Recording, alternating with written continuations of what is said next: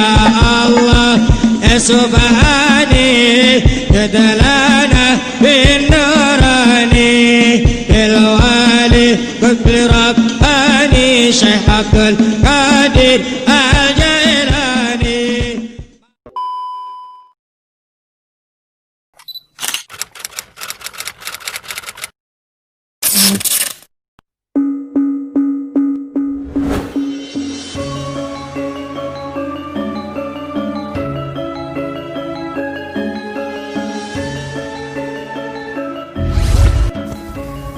Assalamualaikum warahmatullahi wabarakatuh.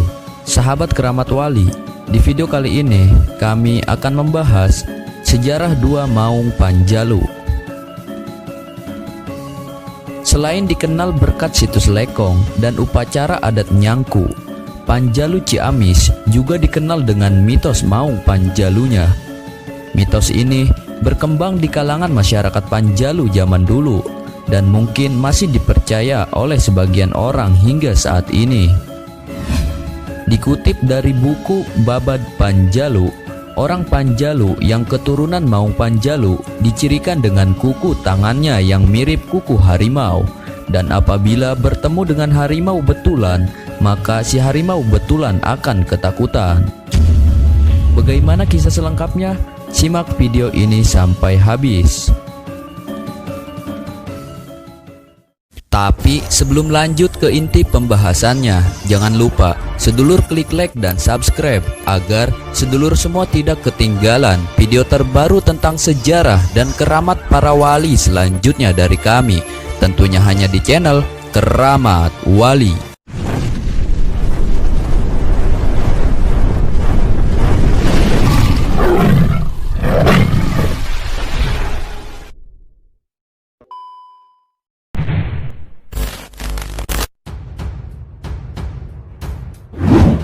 Mitos Maung Panjalu berasal dari cerita Babad, yaitu Babad Panjalu.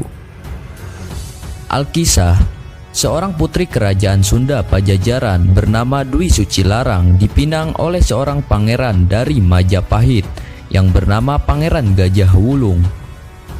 Setelah menikah, sang putri pun diboyong ke Majapahit oleh sang suami yang disebut dalam kisah tradisional sebagai putra dari Prabu Brawijaya. Beberapa waktu kemudian, sang putri mengandung.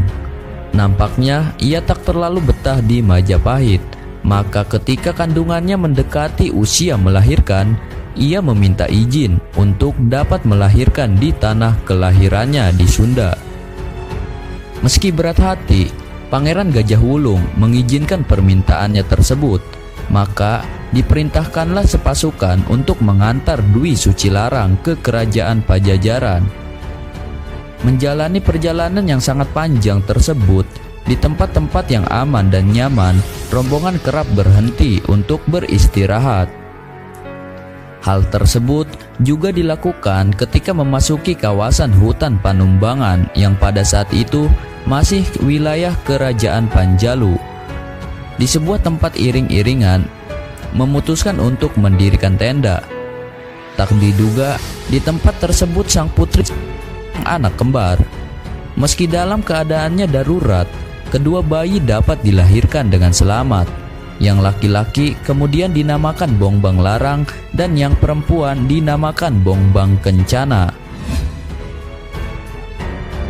Ari-ari kedua bayi dimasukkan ke dalam sebuah pendil tanah liat dan diletakkan di atas sebuah batu besar. Beberapa hari kemudian, rombongan melanjutkan perjalanan hingga sampai di Keraton Pajajaran. Singkat cerita, kedua anak kembar tersebut kemudian tumbuh di Keraton Pajajaran. Prabu Siliwangi sang kakek sangat menyayangi mereka. Namun, semakin beranjak remaja, ada perasaan yang terus mengganggu pikiran mereka, yaitu keinginan untuk bertemu dengan sang ayah di kerajaan Majapahit. Karena usia mereka yang masih kecil, sang kakek Prabu Siliwangi tidak mengizinkan keduanya untuk pergi menunggu hingga usia mereka dewasa. Namun rasa penasaran terus mengganggu pikiran kedua remaja tersebut. Akhirnya, keduanya sepakat untuk pergi dengan diam-diam. Maka pada waktu yang telah ditentukan, berangkatlah mereka meninggalkan keraton menuju ke arah timur. Setelah menempuh perjalanan yang cukup jauh, mereka tiba di sebuah hutan belantara di kaki Gunung Sawal.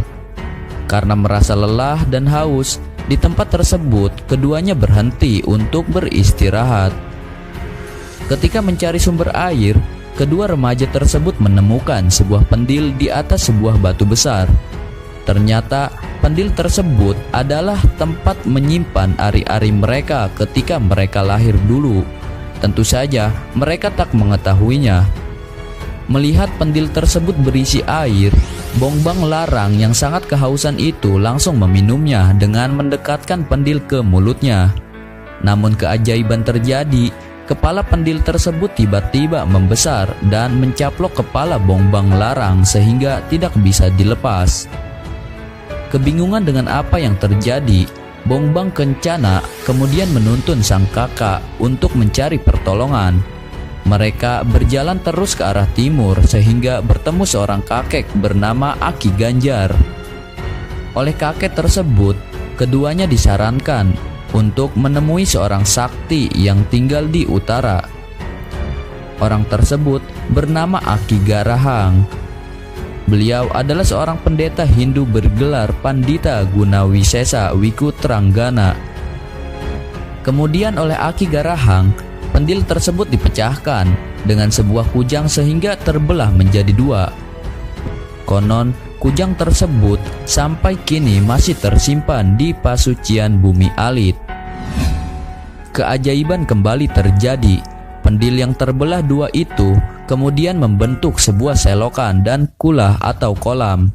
Selokan tersebut selanjutnya dinamakan Cipang Buangan, sedangkan kulahnya dinamakan Pangbuangan. Sebagai ungkapan terima kasih, kedua remaja kembar itu pun memutuskan untuk mengabdi di padepokan Aki Garahang sebelum melanjutkan perjalanan ke Majapahit. Suatu hari, Aki Garahang hendak berpergian untuk sebuah keperluan. Untuk itu, ia menitipkan padepokannya kepada Bongbang Larang dan Bongbang Kencana. Sebelum pergi, sang pendeta berpesan agar kedua remaja tersebut tidak mendekati kulah Pangbuangan yang letaknya tidak jauh dari padepokan tersebut. Namun, larangan itu tak diindahkan oleh kedua remaja tersebut.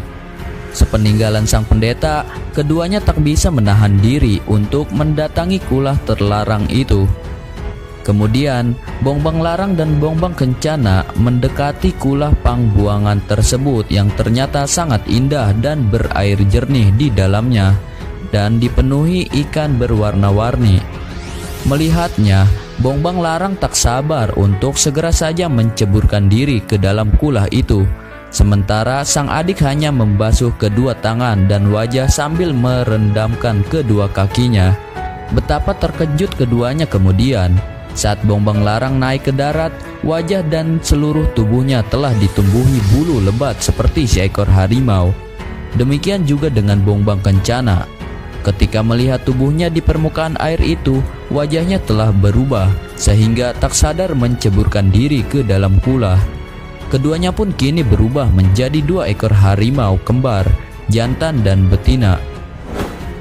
Singkat cerita, ketika Aki Garahang pulang dan mendapati dua ekor harimau di padepokannya, ia terkejut.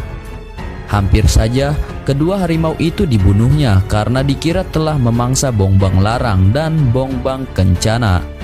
Namun kemudian ia segera mahfum dengan apa yang terjadi.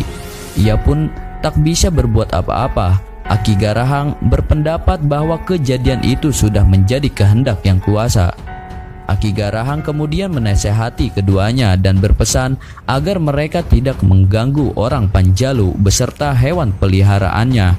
Bila melanggar, mereka akan mendapat kutukan darinya. Kedua anak harimau tersebut kemudian berjalan tak tentu arah hingga sampai di Cipanjalu, yang merupakan kebun milik keraton Panjalu yang ditanami aneka sayuran dan buah-buahan. Di bagian hilirnya terdapat pancuran tempat pemandian keluarga kerajaan.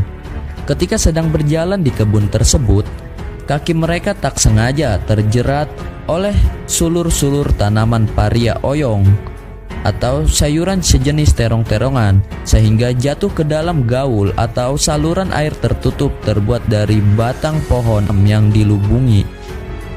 Hal itu menyebabkan aliran air di bagian hilir tersumbat oleh tubuh mereka. Keesokan harinya, Prabu Sanghayang Cakradewa terheran-heran ketika melihat pancuran di pemandiannya tidak mengeluarkan air. Ketika diperiksa, ia sangat terkejut melihat ada 2 harimau kecil yang menyumbat saluran air. Hampir saja kedua harimau itu dibunuh oleh sang Prabu karena khawatir membahayakan masyarakat. Namun setelah mengetahui bahwa keduanya adalah jelmaan putra-putri kerajaan Pajajaran, sang Prabu menjadi iba. Ia pun kemudian menyelamatkan keduanya dari himpitan saluran air itu. Sebagai tanda terima kasih, kedua harimau itu bersumpah di hadapan sang Prabu untuk tidak mengganggu orang Panjalu dan keturunannya. Bahkan bila diperlukan mereka bersedia datang menolong dan melindungi orang Panjalu yang berada dalam kesulitan. Namun terdapat kekecualian. Perlindungan tidak akan diberikan kepada mereka yang meminum air dengan cara meneguk langsung dari tempat air minum, dan yang menanam atau memakan paria oyong, serta yang membuat gaul saluran air tertutup. Orang-orang tersebut tidak akan menolongnya. Selanjutnya kedua harimau kembar itu melanjutkan perjalanan hingga tiba di keraton Majapahit, di mana sang ayah ternyata telah bertahta sebagai raja. Sang Prabu sangat terharu dengan kisah perjalanan kedua putra-putri kembarnya. Ia kemudian memerintahkan Bongbang Larang untuk menjadi penjaga di keraton Pajajaran, sedangkan Bongbang Kencana diberi tugas untuk menjaga keraton Majapahit. Pada waktu-waktu tertentu, kedua saudara kembar ini diperkenankan untuk saling menjenguk. Maka menurut kepercayaan masyarakat Panjalu zaman dulu, kedua harimau maung Panjalu tersebut akan berkeliaran untuk saling menjenguk pada setiap bulan Maulud. Nah, begitulah sekilas sejarah dua maung Panjalu. Semoga dapat menambah wawasan kalian dan semoga bermanfaat, dan tunggu video sejarah dan keramat para wali selanjutnya dari kami. Assalamualaikum warahmatullahi wabarakatuh.